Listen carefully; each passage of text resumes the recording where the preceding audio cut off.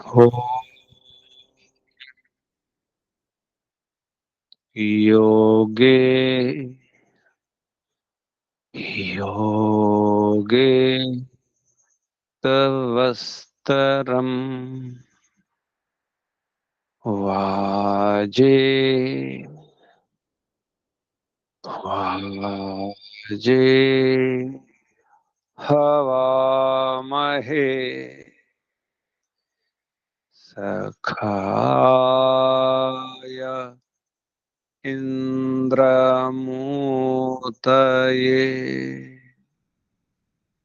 सखाय इन्द्रमूतये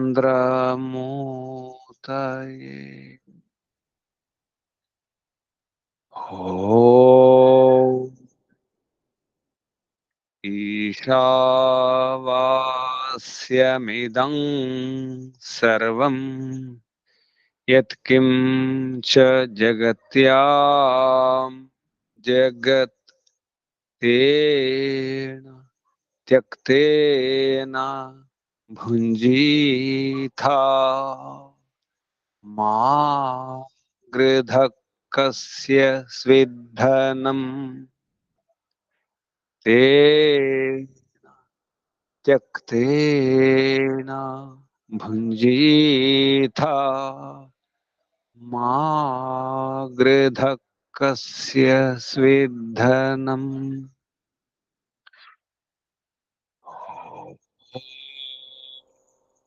वायुरनिलममृतमथेदम् भस्मान्तं शरीरम् ॐ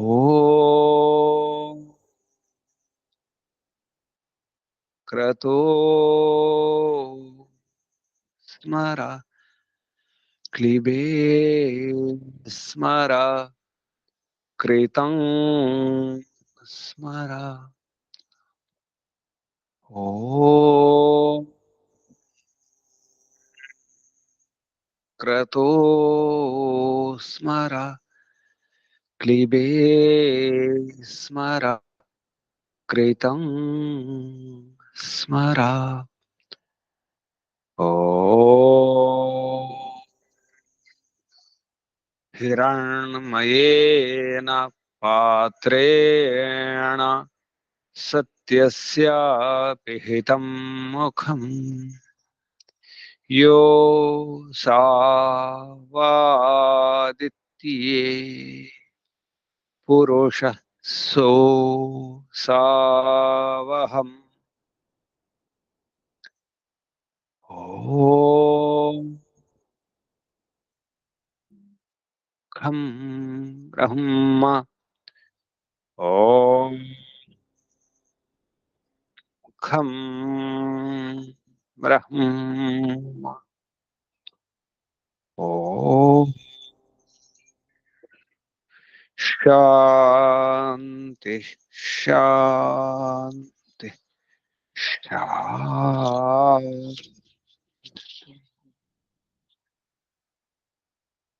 ॐ परमपिता परमात्मा ॐ ॐ रक्षका ॐ सर्वरक्षका ॐ सदा रक्षका सर्वदा रक्षका ॐ सत्य रक्षका नित्य रक्षका सर्वत्र रक्षका ॐ सर्वधा रक्षका सर्वथा रक्षका शाश्वत रक्षका परम रक्षका जगद रक्षका विश्व रक्षका ओम शाश्वत पिता शाश्वत माता सर्व पिता सर्व माता विश्व पिता विश्व माता जगत पिता जगन माता जगदम्बा जगत जननी जगतपति विश्वपति ओम ओम शाश्वत भ्राता दाता विधाता शाश्वत बंधु मित्र सखा शाश्वत गुरु शाश्वत आचार्य शाश्वत स्वामी शाश्वत राजा राजाधिराजा सराट विश्वराट ब्रह्मराट स्वयंराट शाश्वत राट ओम ओम शाश्वत न्यायाधीश ओम सच्चिदानंद अनंत स्वरूप ओम नित्य शुद्ध बुद्ध मुक्त स्वभाव ओम अद्वितीय अनुपम जगदादि कारण ओम अज निराकार सर्वशक्तिमन न्यायकारिन ओम जगदीशा सर्व जगदुत्पादकाधार ओम सनातन सर्व मंगलमय सर्वस्वामिन् हे करुणाकर अस्मत्पिता परम सहायक ओम सर्वानंद प्रदा सकल दुख विनाशक ओम अविद्यांधकार निर्मूलक विद्यार्क प्रकाशक ओम परमैश्वर्यदायक साम्राज्य प्रसारक ओम अधमोद्धारक पतित पावन मान्य प्रदा ओम विश्व विनोदक विनय विधि प्रदा ओम विश्वास विलासक ओम निरंजना नायक शर्मदा नरेश निर्विकार ओम सर्वांतर्यामिन सदुपदेशक मोक्ष प्रदा ओम सत्य गुणाकर निर्मल निरीह निरामय निरुपद्रव दीन दयाकर परम सुखदायक ओम दारिद्र्य विनाशक निर्वैर विधायक सुनीतिवर्धक ओम प्रीति साधक राज्य विधायक शत्रु विनाशक ओम सर्व बलदायक निर्बल पालक ओम सुधर्म सुप्रापक ओम अर्थ सुसाधक सुकाम वर्धक ज्ञान प्रदा ओम संतति पालक धर्म सुशिक्षक रोग विनाशक ओम पुरुषार्थ प्रापक दुर्गुण नाशक सिद्धि प्रदा ओम सज्जन सुखदा दुष्ट सुताड़ना ओम गर्व कुक्रोध कुलोभ विदारक ओम परमेशा परेशा परमात्मन परब्रह्मन ओम जगदानंदका परमेश्वरा व्यापका सूक्ष्म छेद्य ओम अजरा अमृत अभय निर्बंधना दे अनादे हे पतितप प्रभाव निर्गुणातुल विश्वाद्य विश्वविन वंद्य विद्वद्विलासक हे मंगल प्रदेश्वर ओम सत्य सुखदायक सर्वदा सर्वोत्कृष्ट स्वीकरणीय वरेश्वर ओम परम सुखदायक पक्षपात रहित धर्म न्यायकारिन ओम परमेश्वर्यवन इंद्रेश्वर ओम महाविद्या वाचोधिपते बृहस्पते परमात्मन ओम सर्वव्यापक अनंत पराक्रमेश्वर विष्णु ब्रह्मा परमेश्वर ईश्वर शिव शंकर स्वयंभू ओम प्रभो ओम विभो ओम शंभो ओम शंभो ओम भूः ओम भुवः ओम स्वः ओम भूर्भुवः स्वः प्राणाधार प्राणपते प्राणेश्वर जीवनेश्वर जीवनदाता जन्मदाता सर्व दुख विनाशक सकल क्लेश नाशक संकट मोचक स्वयं सुख स्वरूप आनंददाता आनंदकर सुखकर सुखदायक ओम आत्मदा बलदा ज्ञानदा सर्वदा हर्षदा मोक्षदा ओम ఓం ముఖవందనాలు ఋషులకు, మహర్షులకు, మునులకు, యోగులకు, గురువులకు, ఆచార్యులకు, అధ్యాపకులకు, పెద్దలకు, మాతాపితలకు, శ్రేయోభిలాషులకు, మిత్రులకు, జడచేతనాది చరాచర జగత్తుకు, స్థావర జంగమాలకు వందనాలు. సర్వేభ్యో నమో నమః. ఆత్మ బంధువులారా, శాశ్వత బంధువులారా, బ్రహ్మ బంధువులారా, ధర్మ బంధువులారా, విశ్వ బంధువులారా, ఆత్మీయ బాంధవులారా, మిత్రులారా, అత్యంత దుఃఖ నివృత్తి అభిలాషులారా, పూర్ణ పురుషార్థులారా, మోక్షాకాంక్షులారా, ముముక్షులారా, సుమ్నార్థులారా, విశ్వాత్మ, బ్రహ్మాత్మ, పరమాత్మ, శాశ్వతాత్మ దర్శన అభిలాషులారా,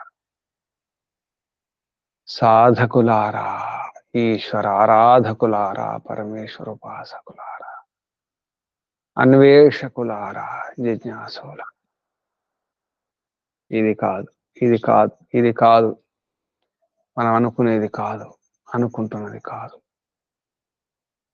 ఈ కనిపించేది పరంపిత పరమాత్మ యొక్క మహిమ, ఇది పరంపిత పరమాత్మ యొక్క శక్తి, సామర్థ్యమే, ఇది కాదు. సూర్యుడే పరమాత్మ, పరబ్రహ్మ అనుకోవడం కాదు. చంద్రుడే పరమాత్మ, పరబ్రహ్మ. ఈ ద్యులోకమే, అంతరిక్ష లోకమే, ఈ భూలోకమే పరమాత్మ. ఆకారాలు ఉన్నాయి, ముందు నిరాకారమే, ముందు అసత్తే, అవ్యక్తమే వ్యక్తం చేయబడింది పరమపిత పరమాత్మ ద్వారా. చేసిన వాడు కర్త, చేయబడేది, చేయబడినది కార్యం. కార్యం కర్త కాదు, కార్యాన్ని కర్త ఉంటాడు. కార్యాన్ని కర్త అనుకోవడం, జగత్తుని పరమాత్మ అనుకోవడం, కనిపించే వస్తువులని, ఆకారాలని పరమాత్మ అనుకోవడం, ఇది కానే కాదు. నేతి నేతి నేతి, నాయితి నాయితి నాయితి, ఇది కాదు, ఇంతే కాదు, ఇదే కాదు, ఇంతే కాదు. పరమాత్మ అంటే ఇంతే కాదు. సూర్యుని, చంద్రుని, విద్యుత్తును, ఆకాశాన్ని, వాయువును, జలాన్ని, అగ్నిని పరమాత్మ అనుకోవడం, ఇదే పరబ్రహ్మోపాసన, పరమాత్మ ఉపాసన అనుకోవడం. జడ పదార్థాల ఉపాసనే, జడ పదార్థాల ఉపాసన కూడా చేస్తాం, వాటిని వాడుకుంటాం, వాడుకోవడం కూడా ఉపాసనయే. దగ్గర ఉంచుకుంటాం, లేదా వాటికి దగ్గరగా ఉంటాం. వాటిని దగ్గరగా ఉంచుకోవడం, లేదా వాటి దగ్గర ఉండడం, వాటిని వాడుకోవడం, వాటి కొరకు పురుషార్థం చేయడం, ప్రయత్నించడం జరుగుతుంది. అది కూడా ఉపాసన అంటారు. అదే కాదు, అంతేకాదు. ఉపాసన, పరంపిత పరమాత్మ ఉపాసన, పరబ్రహ్మ ఉపాసన అంటే పరంపిత పరమాత్మలో ఉన్నటువంటి గుణాలను, కర్మ స్వభావాలను అర్థం చేసుకుని మనలో నింపుకోవడానికి ప్రయత్నం చేయడం. నింపుకున్న తర్వాత మనకు లభించే ఉపలబ్ధి, లాభం, ఆనందం, సంతృప్తి, ఆత్మ సంతృప్తి కలగాలి. ఆత్మ సంతృప్తి కొరకే, ఆత్మకు ఆనందం కొరకే చేసే ప్రయత్నం పరమాత్మ ఉపాసన, ఈశ్వరోపాసన. ఏదో ఉపాసన చేసి ఇదే ఉపాసన అనుకోవడం. వ్యసనోపాసన చేస్తారు, వ్యసనాలను కూడా ఉపాసన చేస్తారు కొందరు. దురలవాట్లను, తాగడం, తినడం, ఎగరడం, దూకడం, అది ఉపాసనే. వ్యసన ఉపాసన, దురాచార ఉపాసన. దొంగ కూడా ఉపాసన చేస్తాడు, దొంగతనం చేస్తాడు. వ్యభిచారి కూడా ఉపాసన చేస్తాడు, వ్యభిచారం చేస్తాడు. మోసం చేసేవారు ఉపాసన చేస్తారు, మోసోపాసన. ప్రయత్నం, వినియోగం, పురుషార్థం చేయడం కూడా ఉపాసన అవుతుంది. అదే బ్రహ్మోపాసన అనుకోవడం. నేను బ్రహ్మోపదేశం చేస్తాను, వినండి, తెలియకుండానే దృప్త బాలాకిలాగా, గార్గ్యునిలాగా. కానీ అది కాదు బ్రహ్మోపాసన అంటే, అది కాదు. అది బ్రహ్మోపదేశం కాదు అని స్పష్టం చేస్తూ అజాత శత్రువు ఆ దృప్త బాలాకి అయినటువంటి గారునికి తెలిసిపోయింది, అయిపోయింది, అంత నేర్చుకున్నాను, నాకు బ్రహ్మోపదేశం చేసే శక్తి సామర్థ్యాలు చేసిన అనుకొని ఉపదేశించడానికి దుస్సాహసం చేసినటువంటి ఆ దృప్త బాలకి శిష్యుడిగా మారాల్సి వచ్చింది. మీరే నా గురువు, మీరే నాకు దీక్షనివ్వండి, ఉపత్వాయాని త్వా ఉపయాని, మీ దగ్గరికి వస్తున్నాను, మీ సన్నిధిలో ఉంటాను, మీరే దీక్షనివ్వండి, మీరే నేర్పించండి, మీరే బ్రహ్మోపదేశం చేయండి అని అడగవలసిన, ప్రార్థించవలసిన పరిస్థితి దృప్త బాలాకి. అభిమాని, గర్వితుడు, అహంకారి అయినటువంటి దృప్త బాలకి యొక్క స్థితి మనస్థితి కూడా సరిగా అర్థం కాకుండానే తెలిసిపోయింది అనుకుంటున్నాం. ఏదో చేస్తూ ఇదే ఉపాసన అనుకుంటున్నాం, సంధ్యోపాసన అనుకుంటున్నాం, ధ్యానం అనుకుంటున్నాం. శుద్ధి చేస్తున్నారు. అజాత శత్రువు సంశయాలను, సందేహాలను దూరం చేస్తున్నారు, స్పష్టం చేస్తున్నారు. ఇది కాదు బ్రహ్మోపదేశం, అది కాదు బ్రహ్మ దర్శనం, అది కాదు సత్యాలకే సత్యం, ప్రాణాలకే ప్రాణం, ప్రాణం కంటే ప్రియం, ప్రాణాత్ ప్రాణ, ప్రాణముల కంటే ప్రియమైనటువంటి పరమిత పరమాత్మను తెలుసుకునే ప్రయత్నం చేసి బ్రహ్మోపాసన ఆత్మ స్థిరం కావడానికి. ఎందుకంటే ఆత్మ ఇప్పుడు తిరుగుతూనే ఉంటుంది, శరీరాలు ధరించాల్సి వస్తుంది, జన్మలు ఎత్తాల్సి వస్తుంది, కర్మఫలం అనుభవించాల్సి వస్తుంది.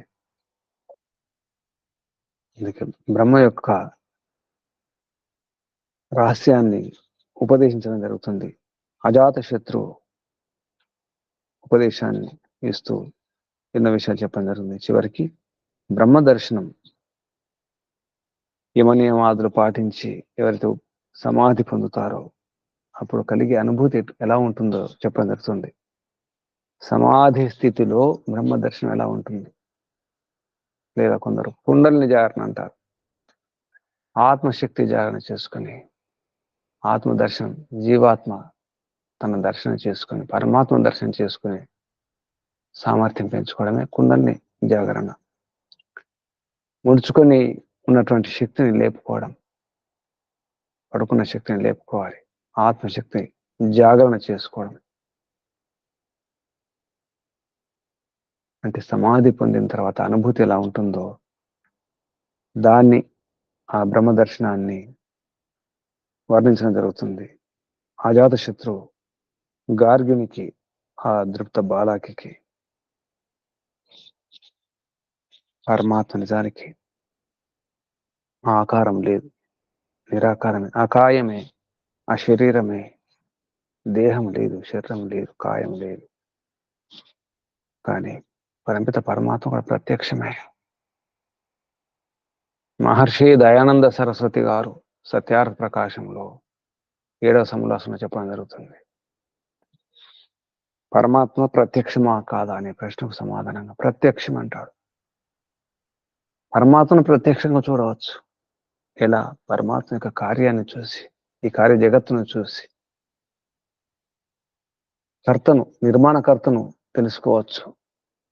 ఆ వస్తువును తయారు చేయబడినటువంటి, ఉత్పన్నం చేయబడినటువంటి వస్తువును చూసి, పదార్థాలను చూసి, యంత్రాలను చూసి,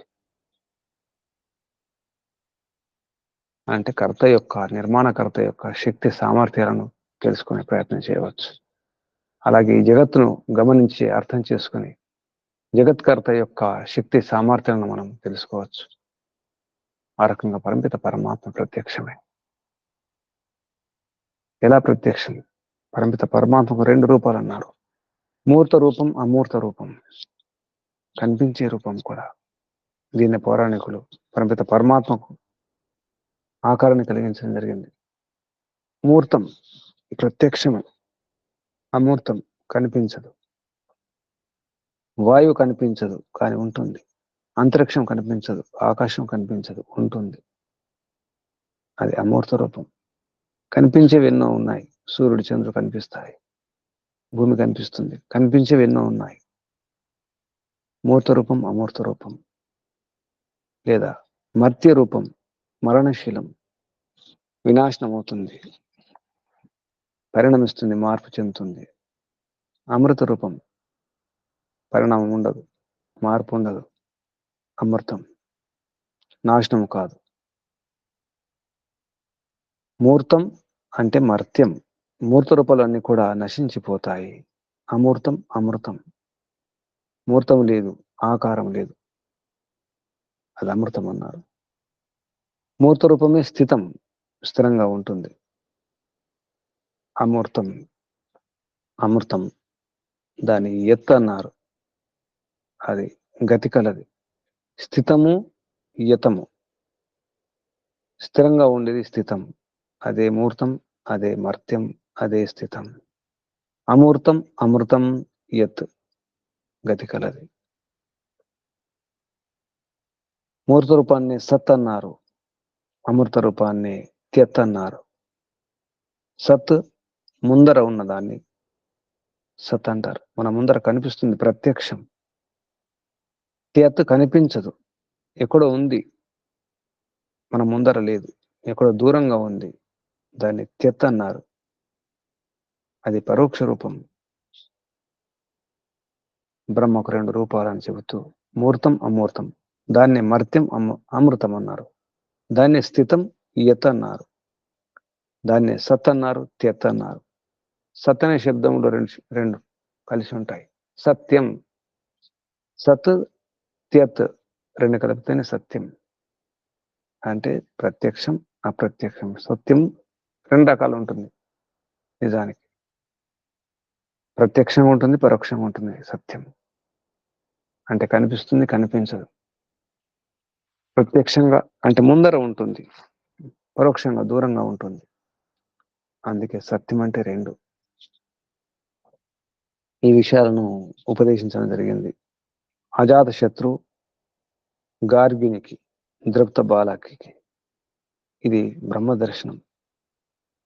సమాధి పొందినప్పుడు కలిగే అనుభూతిని వర్ణించడం జరుగుతుంది.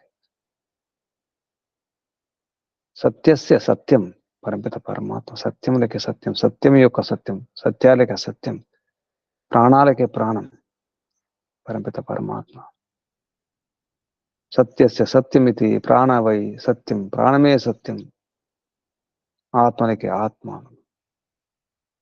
జీవాత్మలకే ఆధారం. జీవాత్మలకు ఆత్మ అంటే జీవాత్మలకు శక్తినిచ్చేది, బలాన్ని ఇచ్చేది, విజ్ఞానాన్ని ఇచ్చేది. ఆత్మకు ఆత్మనిచ్చేది, ఆత్మలకే ఆత్మ పరమాత్మ. సత్యములకే సత్యం, పరమసత్యం పరమాత్మ. మిగతాదంతా నేతి నేతి, ఇది కాదు, ఇది కాదు, ఇది కానే కాదు, ఇంత కాదు, ఇంతే కాదు అని తెలిసిపోతుంది. సమాధి స్థితిలో అర్థమయ్యే విషయాన్ని వర్ణించడం జరుగుతుంది. బృహదారణ్యక ఉపనిషత్ 2వ అధ్యాయంలో 3వ బ్రాహ్మణం, మొదటి వచనం. ద్వే వా బ్రాహ్మణో రూపే, ద్వే రెండు, వా నిశ్చయంగా రెండు రూపాలే, అంటే రూపాలే. ద్వే రూపే బ్రాహ్మణ, బ్రహ్మ యొక్క బ్రాహ్మణ, బ్రహ్మ యొక్క ద్వే రూపే రెండు రూపాలే, రెండే రూపాలు. మూర్తం చ ఏవ అమూర్తం చ, మూర్త రూపం ఆకృతి ఉన్నటువంటి ఆకృతి ఉంటుంది, వాటి నీడ కూడా వెలుగుపడ్డప్పుడు నీడ కూడా వస్తుంది, అటువంటి రూపాలు. మూర్తం చ అమూర్తం, మూర్తం చైవ, మూర్తం చ ఏవ అమూర్తం చ. మూర్త రూపం, సాకార రూపం, దాని కొందరు సగుణ రూపం అంటారు. ఆకారం గలది, గుణాలు గలది. ఈ మూర్త రూపాన్ని, సాకార రూపాన్ని, సగుణ రూపాన్ని, సగుణమన్నా సాకారం అని ఒకటి అనుకుంటారు. గుణాల సహితం, గుణాలు ఉన్నది, గుణాలు కలది సగుణం, గుణాలు లేనిది నిర్గుణం. నిజానికి గుణాలు నిర్గుణాలు, సగుణాలు నిర్గుణాలు, సాకారం నిరాకారం, నిజానికి రెండు ఒకటి కాదు. కొందరు మూర్త రూపాన్ని సాకార రూపమని, సగుణ రూపమని, అమూర్త రూపాన్ని నిరాకారం అని, నిర్గుణ రూపం అని అలా కూడా అనుకుంటారు. అమూర్తం అంటే నీడ పడదు. గాలి ఉంటుంది, గాలి యొక్క నీడ పడదు. ఆకాశం ఉంటుంది, అంతరిక్షం ఉంటుంది, దాని నీడ పడదు, ఎంత వెలుగు ఉన్నప్పుడు కూడా. అటువంటిది అమూర్త రూపం. మర్త్యం చ అమృతం, మరణశీలం, నాశనం అవుతుంది. మర్త్యం చ అమృతం, మర్త్యం చ అమృతం చ స్థితం చ యత్ చ సత్ చ త్యత్ చ. స్థితం చ యచ్చ సచ్చ త్యచ్చ, యత్ చ సత్ చ త్యత్ చ విడదీస్తే స్థిత రూపం, యత్ రూపం, స్థిర రూపం, స్థాయి రూపం, స్థిర రూపం, స్థిత రూపం. యత్ రూపం గతిశీలం, సత్రూపం ముందున్నటువంటి ప్రత్యక్ష రూపం, త్యత్ రూపం అది దూరంగా ఉన్నటువంటిది, పరోక్షంగా ఉన్నటువంటిది త్యత్. నిజానికి ఉన్నవి మూర్త రూపం, అమృత రూపమే. మూర్తం అమూర్తమే, దాన్ని ఇన్ని రకాలుగా వర్ణించడం జరిగింది. ద్వేవా బ్రాహ్మణో రూపే మూర్తంచ ఏవ అమృతం, అమూర్తం చ. మూర్తం అదే మర్త్యం అవుతుంది, అమూర్తం అమృతం, దాన్ని మరొక రకంగా స్థితం యత్ లేదా సత్ త్యత్ అని చెప్పడం జరిగింది. అంటే మూర్తమే మర్త్యము, అదే స్థితము, అదే సత్. అమూర్తం అది అమృతం, అది యత్, అదే త్యత్. ఈ రకంగా వర్ణించడం జరిగింది.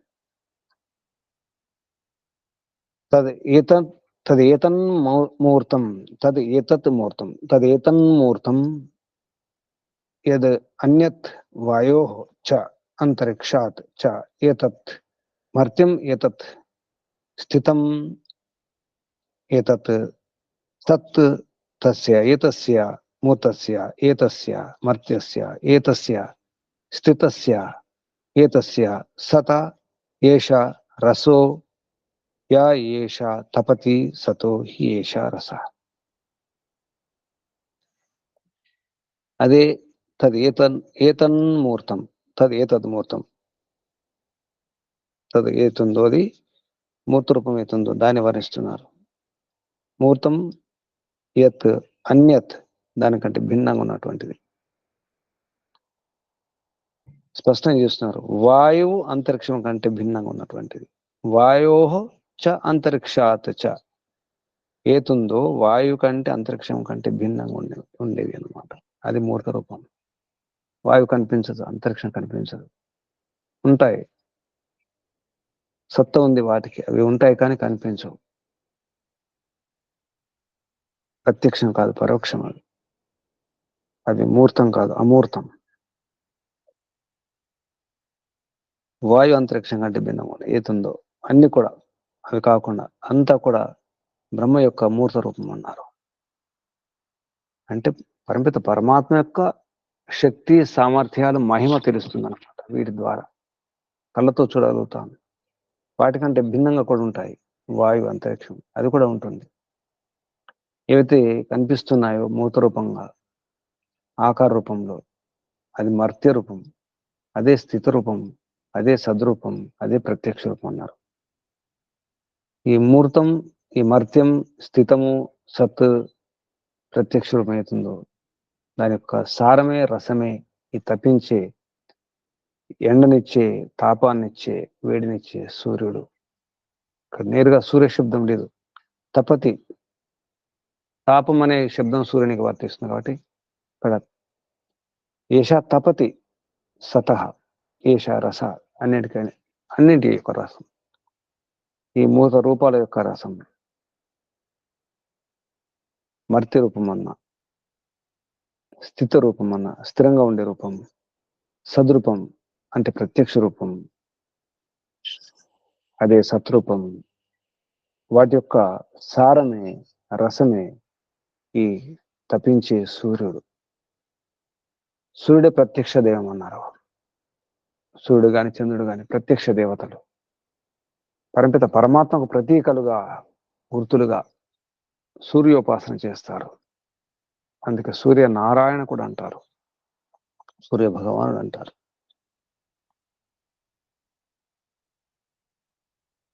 తర్వాత వాయు అంతరిక్షం అవుతుందో అది బ్రహ్మ యొక్క అమూర్త రూపం.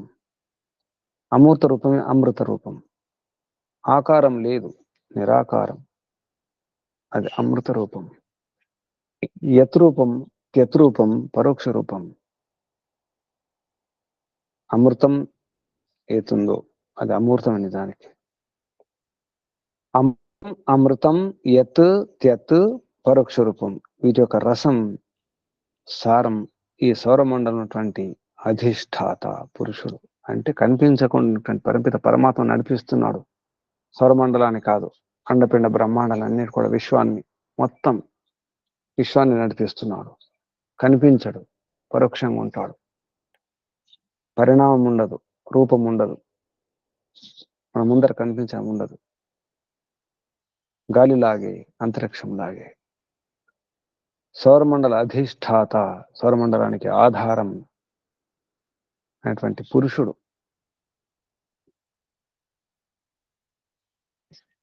ఇది అమూర్త రూపం. అలాగే మన శరీరం కనిపిస్తుంది, ఇది ప్రత్యక్ష రూపం. ఇది మర్త్యం, శరీరం మరణిస్తుంది, నాశనం అవుతుంది, మరణశీలం. ఇది ఈ శరీరం, ఇది సత్యమే, స్థిరంగా ఉన్నట్టు అనిపిస్తుంది, ప్రత్యక్షంగా ఉన్నట్టు అనిపిస్తుంది. ఇది సత్రూపం. కానీ లోపల ఆత్మ ఉంటుంది, పురుషుడు, జీవాత్మ. కనిపించడు, జీవాత్మ కనిపించడం ఉండదు. ఏది కనిపించదో అమూర్తమో అది అమరం, అమృతం. అదే యత్రూపం, అదే త్యత్రూపం, పరోక్ష రూపం. నిజానికి శరీరం జడ పదార్థం. నిజానికి ఇది కదలదు, కదిలించేవాడు ఉండాలి. జడ పదార్థాన్ని కదిలించేవాడు ఉండాలి, అప్పుడే జడ పదార్థం కదులుతుంది. దాని అందుకే స్థిరం అన్నారు, స్థితం అన్నారు. జడం కదలదు, కదిలేది నిజానికి ఆత్మ, చేతన శక్తి. అందుకే కదిలే స్వభావం ఉంటుంది ఆత్మకు. అందుకే దీన్ని యత్రూపం అన్నారు. ఇది త్యత్రూపం, అంటే పరోక్షంగా తెలుస్తుంది, ప్రత్యక్షంగా తెలియదు. ఈ శరీరంలో ఆత్మ, జీవాత్మ, ఈ పురుషుడు, బ్రహ్మాండంలో పరమాత్మ. విరాట్ శరీరం, పరంపిత పరమాత్మ యొక్క ఈ విశ్వం అంతా విరాట్ శరీరం. ఆ విరాట్ శరీరం నడిపించాలంటే, నడవాలంటే, గతి కలగాలంటే అక్కడ ఆత్మ ఉండాలి. జీవాత్మ ఉంటే సరిపోదు, జీవాత్మకు ఆ శక్తి లేదు. బ్రహ్మాండాన్ని నడిపించే, కదిలించే, భ్రమణం గావించే శక్తి లేదు. మార్పు తెచ్చే శక్తి కూడా లేదు. బ్రహ్మాండంలో ఎన్నో మార్పులు జరుగుతున్నాయి. వాటి కారణం పరంపిత పరమాత్మ, పరమ పురుషుడు. విరాట్ శరీరంలో పరమ పురుషుడైతే ఈ శరీరంలో ఆత్మ పురుషుడు. ఈ రకంగా వర్ణించడం జరిగింది. పరోక్ష రూపానికి ప్రతీక ఈ పురుషుడు. చిన్న చిన్న వస్తువులు కూడా, చిన్న చిన్న వస్తువుని కాదు, అన్నిటినీ కూడా ఆధీనంలో ఉంచుకుంటున్నాడు, స్వాధీనంలో ఉంచుకుంటున్నాడు, నియంత్రణలో ఉంచుకొని నడిపిస్తున్నాడు పరంపిత పరమాత్మ. అండపిండ బ్రహ్మాండాలన్నిటిని కూడా, ఈ సౌరమండలాన్ని కూడా నియంత్రిస్తున్నాడు. బ్రహ్మాండంలో పరమ పురుషుడు, పరంపిత పరమాత్మే ప్రత్యక్షం. వాటి గతికి స్థితికి అన్నింటికి కూడా పరోక్షంగా ఉండి నడిపిస్తున్నాడు. పరోక్ష దర్శనం ఇది. ఒకటి ప్రత్యక్ష దర్శనం, పరోక్ష దర్శనం. బాహ్యేంద్రియాలతో బయట ప్రపంచాన్ని చూసి కూడా తెలుసుకోవచ్చు, లేదా అంతర్ముఖమై లోపలికి వెళ్ళి ఆ బాహ్య ప్రత్యక్షం కూడా చేయవచ్చు. అందుకే మహర్షి దయానంద సరస్వతి గారు పరపిత పరమాత్మ యొక్క విషయంలో, పరపిత పరమాత్మ ప్రత్యక్షంగా దర్శించవచ్చు. ఈ చర్మ చక్షులతో, ఈ కళ్ళతో చూడవచ్చు. జగత్తును గమనించి, పరిశీలించి, పరీక్షించి తెలుసుకోవచ్చు. ఈ వింత వింతలను, ఈ అద్భుతాలను, ఈ వైచిత్రిని, ఈ వైవిధ్యాన్ని అర్థం చేసుకుని పరమాత్మ యొక్క శక్తి సామర్థ్యాలను, మహిమను అర్థం చేసుకుని ఈశ్వరోపాసన చేయవచ్చు. లేదా లోపల నుంచి మనకు మంచి ఆలోచన వచ్చినప్పుడు, మంచి పని చేసినప్పుడు సుఖము, శాంతి, ఆనందం, ఆహ్లాదం, ఉత్సాహం, సంతృప్తి కలుగుతుంది. ఉత్సాహం, ప్రోత్సాహం, లోపల నుంచి ప్రేరణ వస్తుంది. ఆ ప్రేరణ ఎక్కడి నుంచి వస్తుంది అని అర్థం చేసుకుంటే ఆ ప్రేరణ పరమాత్మ ద్వారానే లభిస్తుంది. లేదా భయం, సంకోచం, సిగ్గు అనిపిస్తుంది. చెడు ఆలోచన వచ్చినప్పుడు, చెడు తలంపులు, చెడు నిర్ణయాలు చేసినప్పుడు ఆ భయం ఎక్కడి నుంచి వస్తుంది? ఆ సంకోచం ఎక్కడి నుంచి? ఆ అసంతృప్తి ఎక్కడి నుంచి? పరమాత్మని భయపెడుతున్నాడు, లోపల నుంచి ప్రేరణ ఇస్తున్నాడు. అది పరమాత్మ ఘోష. దాన్ని అర్థం చేసుకుంటే అర్థమవుతుంది. అందుకే పరమాత్మ మూర్తం, అమూర్తం, మర్త్యం, అమృతం ఈ విధంగా వర్ణించడం జరిగింది. అదే సత్, అదే త్యత్, ప్రత్యక్షం, పరోక్షం. పిండంలో ప్రాణం హృదయాకాశం కంటే భిన్నంగా ఏదైతే అంగాలు ఉన్నాయో శరీరంలో అన్ని కూడా మూర్త రూపాలే, ఏం ఉండవు. ప్రాణం అది కనిపించదు, అది నిజానికి అమృతం. అది ప్రాణం అమృతం అంటే, ఎందుకంటే అది మరణించడం ఉండదు. ప్రాణం అదే జీవం, జీవన శక్తి. హృదయ పుండరీకం, దహ పుండరీకంలో అవకాశం అవుతుందో ఆకాశం, దాని కూడా మరణం ఉండదు.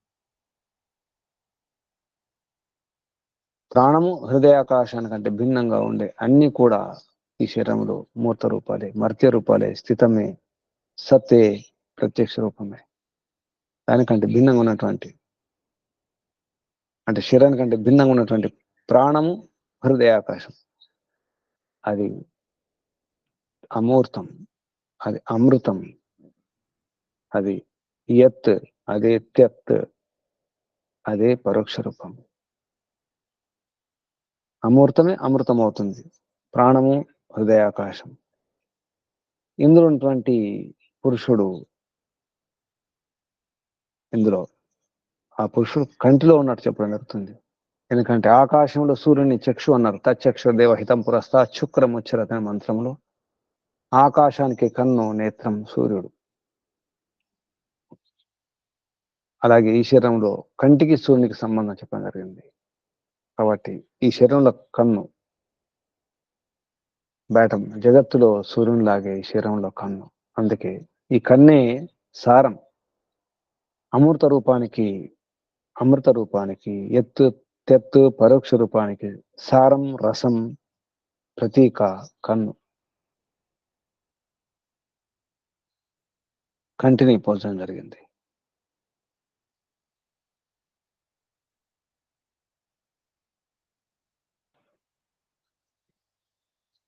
అథ అధ్యాత్మం ఇదం ఏవ. ఇంతకుముందు చెప్పింది బ్రహ్మాండ రూపం. ఇప్పుడు పిండ విషయంలో, బ్రహ్మాండ విషయంలో వర్ణించిన తర్వాత పిండ విషయంలో ఈ రకంగా వర్ణించడం జరిగింది. అథ అధ్యాత్మం ఇదం ఏవ మూర్తం యద్ అన్యత్ ప్రాణాత్ చ యచ్చ అయం అంతరాత్మన్ ఆకాశే ఏతన్మర్త్యం ప్రదిస్తే ఏతద్ మర్త్యం ఏతత్ స్థితం ఏతత్ తస్య ఏతస్య మూతస్య ఏతస్య మర్త్యస్య ఏతస్య స్థితస్య ఏతస్య సత ఏష రసః యత్ చక్షుః సతో హి ఏష రసః. చక్షు ఈ నేత్రమే ఈ శక్తి యొక్క సారభూతం. అథ అమూర్తం ప్రాణశ్చ యచ్చ అయం అంతరాత్మన్ ఆకాశే ఏతద్ అమృతం ఏతత్ త్యం తస్య ఏతస్య అమృతస్య ఏతస్య యత ఏతస్య త్యస్య ఏష రసో యో అయం దక్షిణే అక్షన్ పురుష త్యస్య ఏష రస. దక్షిణ కంటిలో, కుడి కంటిలో ఉన్నది అది అమూర్త రూపం అని చెప్పారు. కుడి కంటిలో సమాధి అవస్థలో ఉపాసకునికి కలిగే అనుభూతిది.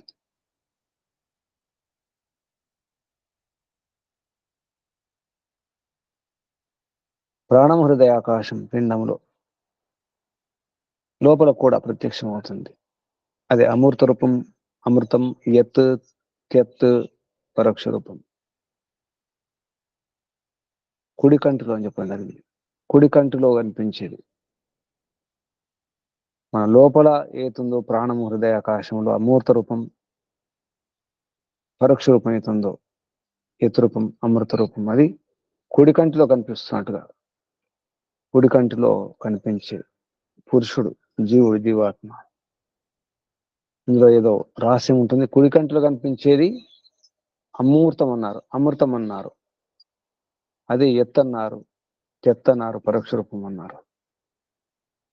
అంతకుముందు చెప్పినటువంటి ఆ పిండములో హృదయం ప్రాణం కంటే భిన్నంగా ఉన్నటువంటి మూర్త రూపం, మర్త్య రూపం, స్థిత రూపం, సత్రూపం, ప్రత్యక్ష రూపం అవుతుందో అది కన్ను అన్నారు. అంతే.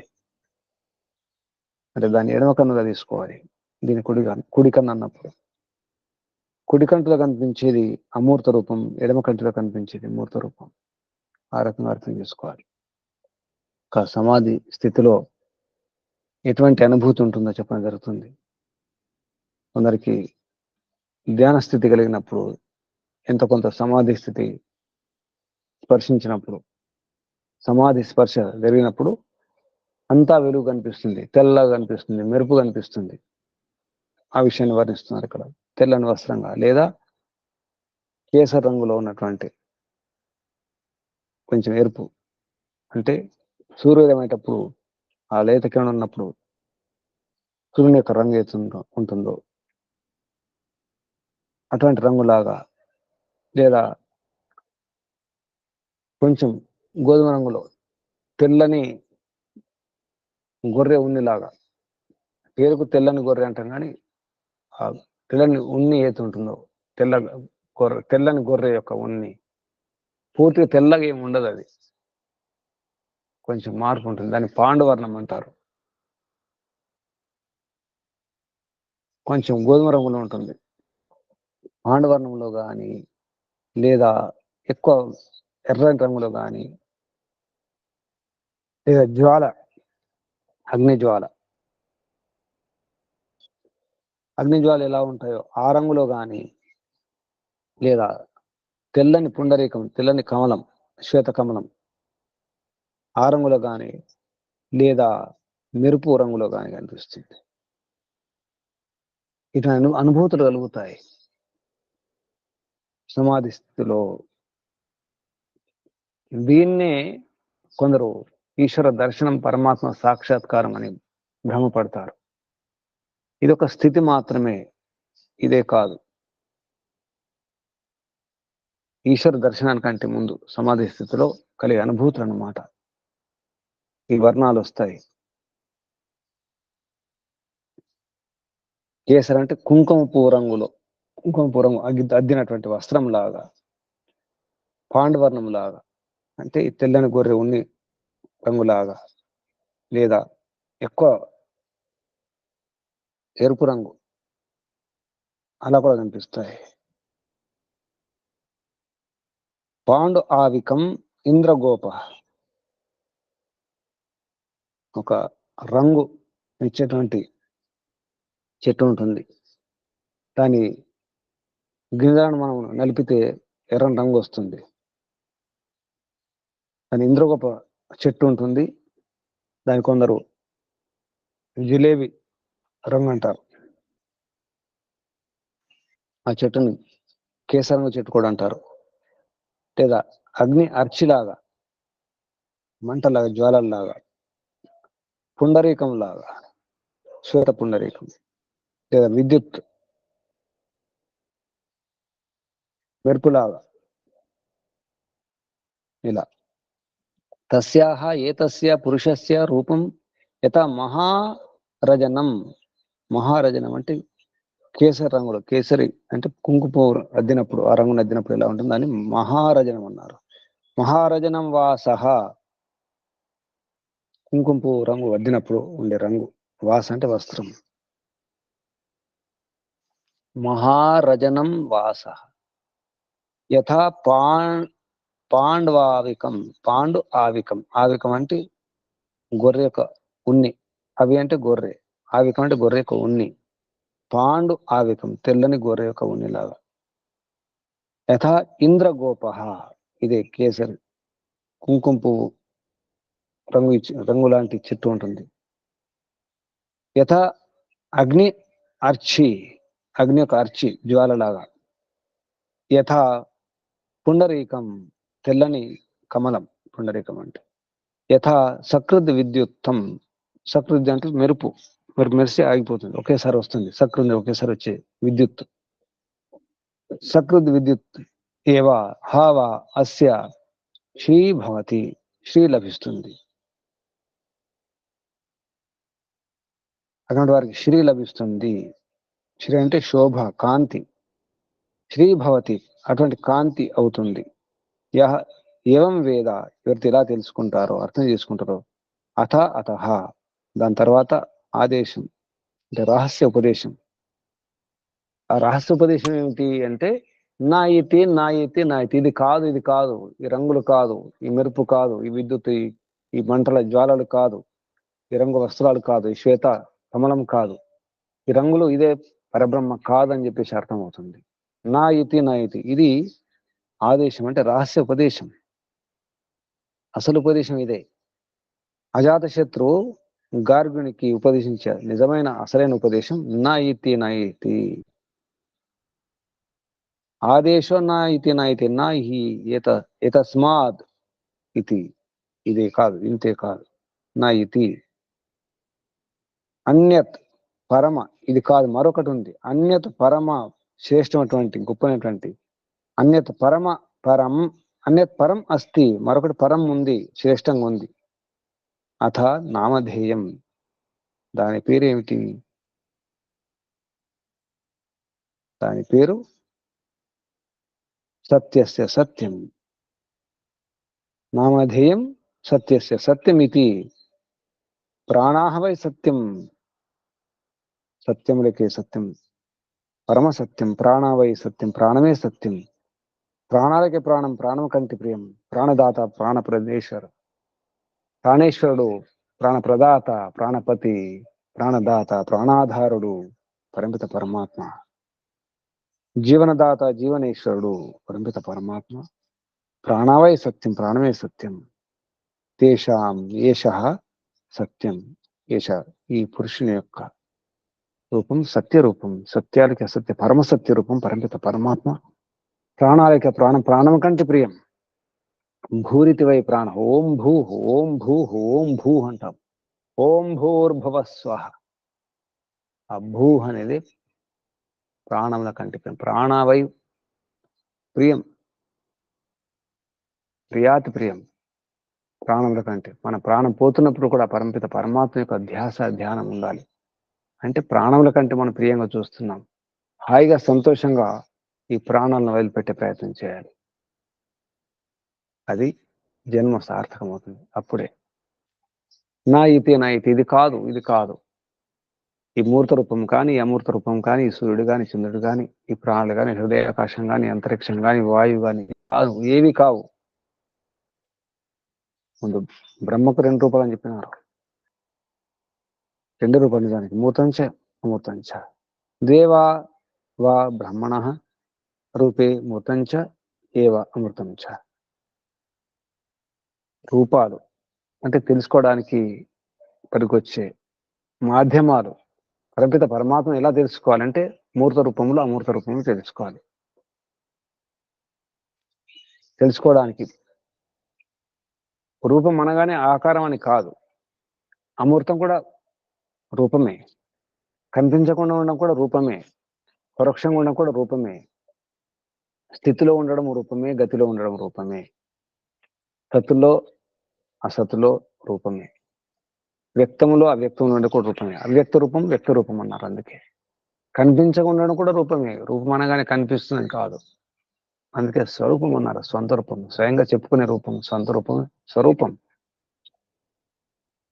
రూపం అంటే ఆకారం అని కాదు. వ్యక్త రూపం, అవ్యక్త రూపం, సత్య రూపం, అసత్య రూపం, ప్రత్యక్ష రూపం, పరోక్ష రూపం. ఈ రూపాలు ఇవన్నీ కూడా పరిమిత పరమాత్మ తెలుసుకోవడానికి మాధ్యమాలు, మార్గాలు మాత్రమే. పరిమిత పరమాత్మ యొక్క మహిమను, శక్తి, సామర్థ్యాన్ని అర్థం చేసుకుని నిజానికి పరిమిత పరమాత్మ తన శక్తి సామర్థ్యాలను ప్రకటింపజేయడానికి ఈ విశ్వాన్ని, జగత్తును నిర్మాణం చేయడం జరిగింది. కర్మ ఫలాన్ని ఇవ్వడం కానీ, వేద విజ్ఞానాన్ని ఇవ్వడం కానీ, సృష్టి నిర్మాణం కానీ, నిర్వహణ కానీ, నిర్మూలనం కానీ, సృష్టి స్థితి లయ చేయడం కానీ, ఇదంతా కూడా పరిమిత పరమాత్మ శక్తి సామర్థ్యాలకు నిదర్శనం, ప్రతీక.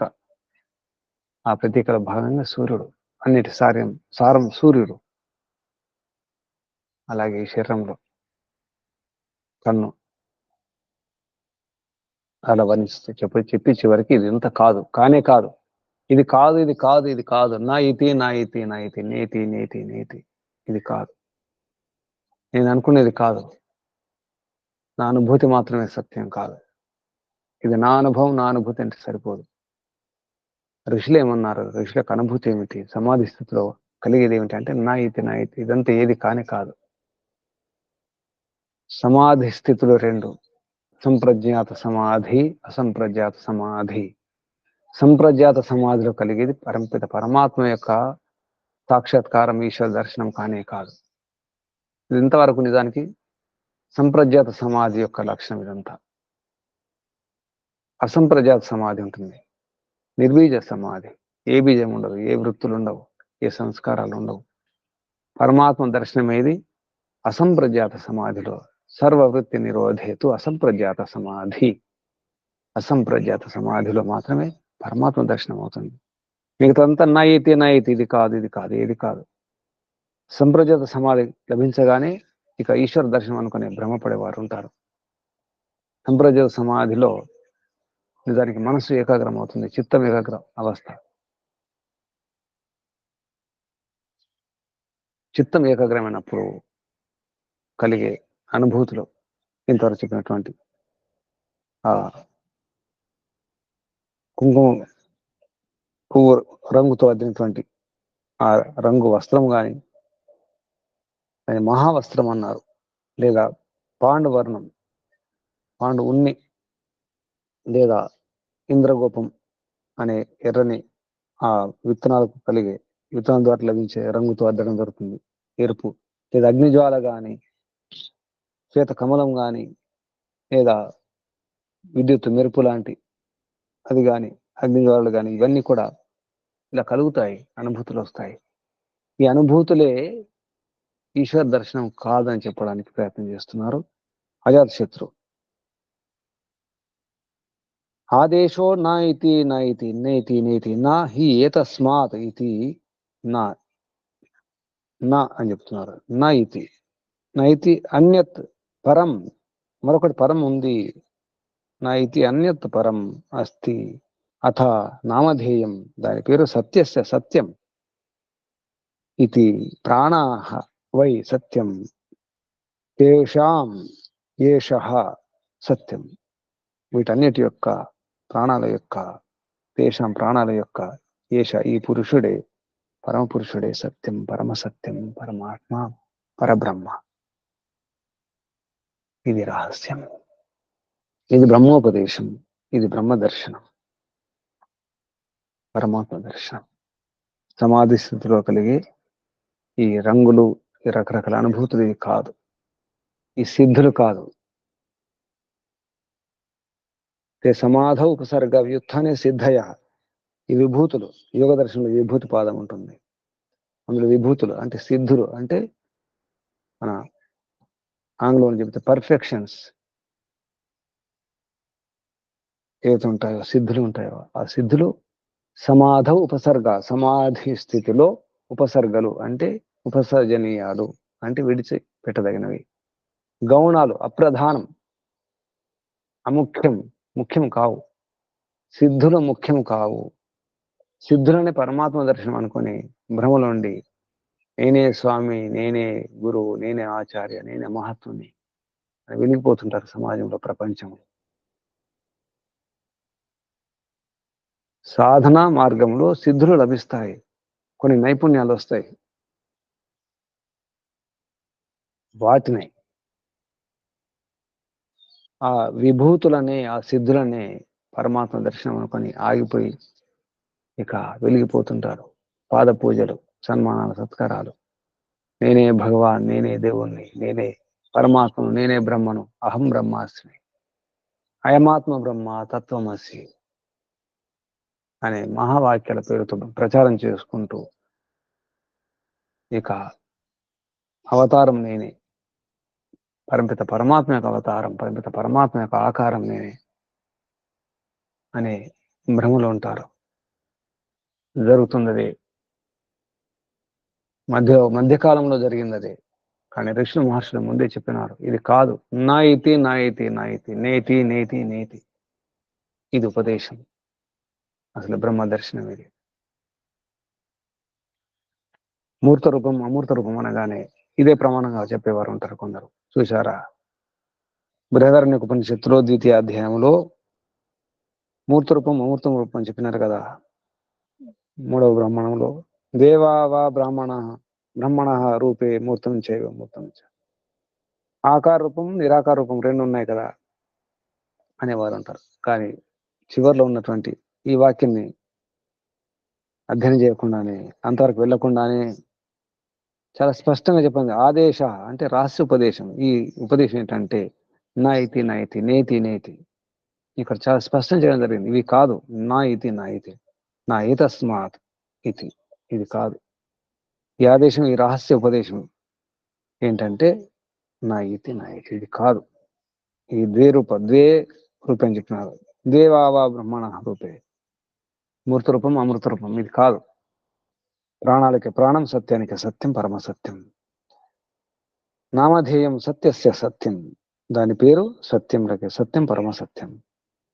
ప్రాణాలకి ప్రాణం, ప్రాణమే సత్యం. ప్రాణం కంటే గొప్ప ఓం భూ, ఓం భువ, ఓం స్వహ. భువ దుఃఖాలను దూరం చేసే శక్తి, స్వహ ఆనందాన్ని ఇచ్చే శక్తి.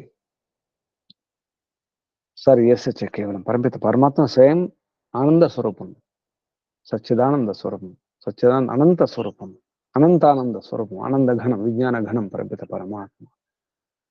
మిగతాదంతా కూడా నా ఇతి నా ఇతి, ఇది కాదు, ఇది కాదు, ఇంతే కాదు, ఇంతే కాదు, ఇది కాదు. ఈ మూర్త రూపం కానీ అమూర్త రూపం, ఇది ఏది కానే కాదు పరమిత పరమాత్మ అంటే. మూర్త రూపాలకు, అమూర్త రూపాలకు ఆధారం, అధిష్టానం పరమిత పరమాత్మ. ఇది అర్థమైతే అప్పుడు ఈశ్వరోపాసన అర్థమవుతుంది, ఈశ్వర దర్శనం అవుతుంది. బ్రహ్మోపదేశం అంటే నా ఇతి నా ఇతే. అజాతశత్రు యొక్క ఉపదేశం, ఆదేశం, రహస్యోపదేశం. దృప్త బాలాకి, తృప్తి చెందినటువంటి, తెలిసిపోయింది అయిపోయింది అని సంతృష్టి చెందినటువంటి ఆ గార్గునికి ఇవ్వబడిన ఉపదేశం నా ఇతి నా ఇతి. తస్య నామధేయం సత్యస్య సత్యం, సత్యం లేక సత్యం, పరమ సత్యం, పరమిత పరమాత్మ. ఈ విషయాన్ని ఇంతటితో ఆపేద్దాం. మనం కూడా ఈ భ్రమలో లేకుండా ప్రయత్నం చేయాలి. నా ఇతి నా ఇతి, నేతి నేతి అనే ఈ ఉపదేశాన్ని అర్థం చేసుకొని ఈ మూర్త రూపాలు, అమూర్త రూపాలు, ఈ సిద్ధులు, ఈ విభూతులు ఇది కానే కావు. సమాధ ఉపసర్గ వ్యుత్థాన సిద్ధయ. బయట వ్యవహారంలో బాహ్య వృత్తులు ఉన్నప్పుడు సిద్ధులు కావచ్చు, శక్తులు కావచ్చు, అనుభూతులు కావచ్చు, విభూతులు కావచ్చు, భ్రమలు ఉండవచ్చు. కానీ అది నా ఇతి సమాధి స్థితిలో ఉపసర్గ విడిచిపెట్టదగినవే, అప్రధానమే, గౌణమే. సిద్ధులను కూడా గౌణాలే. ఇది రహస్యం, రహస్యోపదేశం. ఏష ఆదేశ, ఇది ఏష ఉపదేశ. ఓం పరమపిత పరమాత్మక ఋషులకు, మహర్షులకు, మునులకు, యోగులకు, గురువులకు, ఆచార్యులకు, అధ్యాపకులకు, మిత్రులకు, పెద్దలకు, మాతాపితలకు అందరికి కూడా ధన్యవాదాలు, వందనాలు. మహర్షి దయానంద సరస్వతి గారికి, వారి గురువు గారు గురువర్య ప్రజ్ఞాచక్షు విరజానంద సరస్వతి గారికి ధన్యవాదాలు, వందనాలు, ప్రణామాలు అర్పిస్తూ, బంధువులారా, సాధకులారా, అన్వేషకులారా, ఉపాసకులారా, మీ అందరు కూడా ధన్యవాదాలు, వందనాలు, అభినందనాలు. పరమపిత పరమాత్మ ఆదే ఆశీర్వాదాలు, అత్యధికంగా ఆశీర్వాదాలు లభించుగాక, సరైన ఉపదేశం లభించుగాక. నా ఇతి నా ఇతి నా ఇతి. ఓం. ఈ భావనతో నా ఇతి నా ఇతి నేతి నేతి అనే భావనతో 3 సార్లు ఓంకారం చేద్దాం. నడుము, వీపు, మెడ, తల నిటారుగా ఉంచుకోండి. శ్వాస నిండా నింపుకోండి.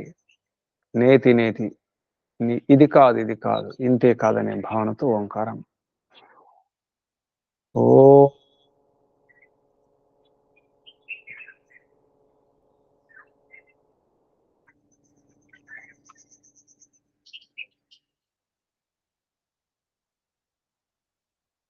ఓ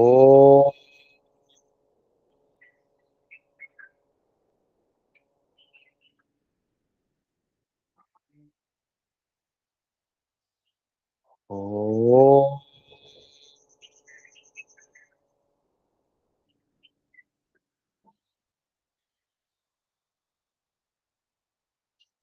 శాంతి శాంతి శాంతి.